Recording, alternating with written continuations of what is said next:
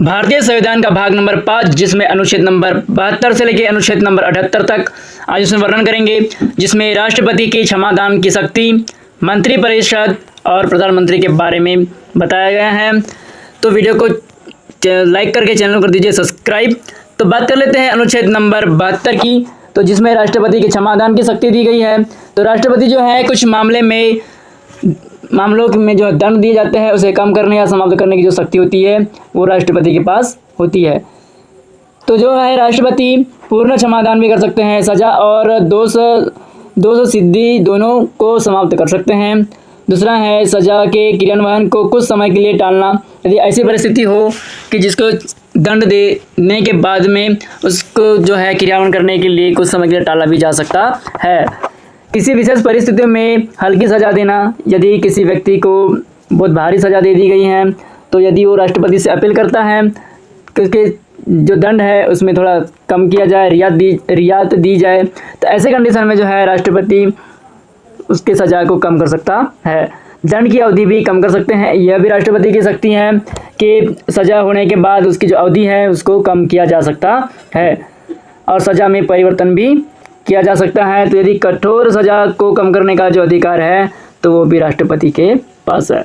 इसके बाद में अनुच्छेद नंबर जो है 73 पढ़ेंगे। तो अनुच्छेद नंबर 73 में है संघ की कार्यपालिका शक्ति का विस्तार दिया गया है।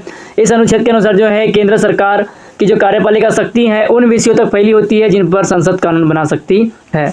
तो जहाँ तक संसद कानून बना सकती है उसमें सरकार की कार्यपालिका की शक्ति होती है। अनुच्छेद नंबर 74 की अगर बात कर लेते हैं तो अनुच्छेद नंबर 74 में मंत्रिपरिषद के बारे में बताया गया है। राष्ट्रपति की सहायता से सलाह के लिए प्रधानमंत्री के नेतृत्व में मंत्रिपरिषद होगा।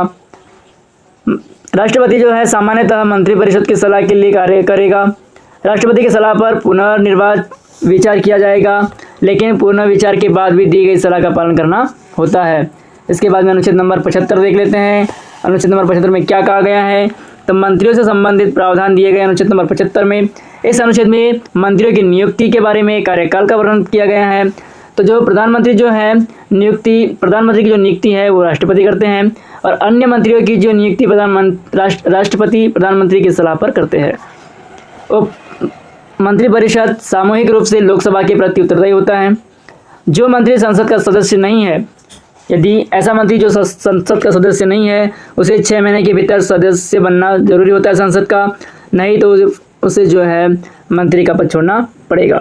ऐसे व्यक्ति जिन्होंने चुनाव नहीं लड़ा है और उसे डायरेक्ट यदि मंत्री बना दिया जाता है तो ऐसे कंडीशन में उन्हें 6 महीने के भीतर में किसी भी विधानसभा हो या किसी भी लोकसभा हो उन सीट पे लड़कर उन्हें जीतना होता है। यदि वो ऐसा नहीं कर पाते हैं तो 6 महीने के बाद उन्हें मंत्री पद छोड़ना होता है।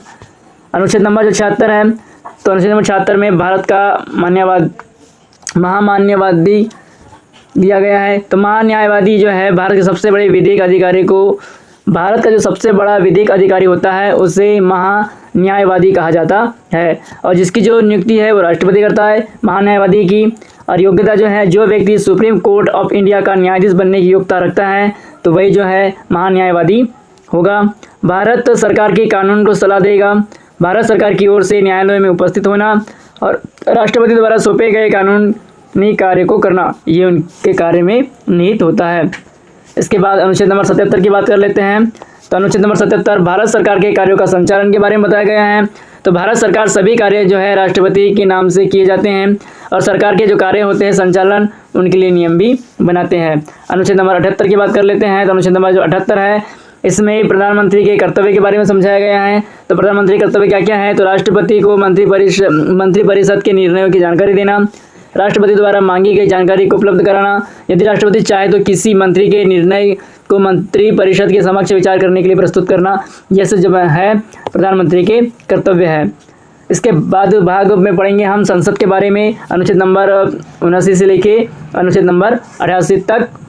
तो इस वीडियो में इतना ही, मिलते हैं नेक्स्ट वीडियो में। जय हिंद।